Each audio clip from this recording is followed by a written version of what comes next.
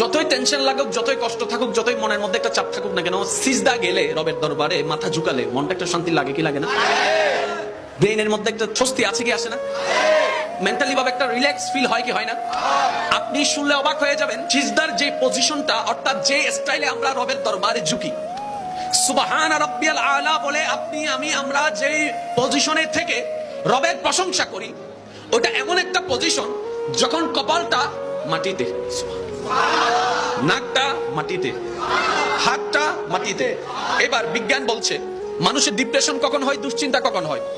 ব্রেইনের ফ্রন্টাল ফ্লপের মধ্যে যখন নেগেটিভতা বেড়ে যায়, পজিটিভতার লেভেল কমে যায়, নেগেটিভ এনার্জি বেড়ে যায়, পজিটিভ এনার্জি কমে যায়, তখন মানুষ দুশ্চিন্তায় চলে যায়, ডিপ্রেশনে চলে যায়, হতাশায় চলে যায়। আর এটা এমন একটা মারাত্মক রোগ, অনেকেই সুইসাইড পর্যন্ত করে ফেলছে। এটা থেকে বাঁচার জন্য অনেকেই সুইসাইড করে, অনেকেই বিষ খেয়ে ফেলছে, অনেকে ঘুমের ওষুধ খেয়ে ফেলছে, কারণ এটার মাত্রা ওই লেভেলে। এটা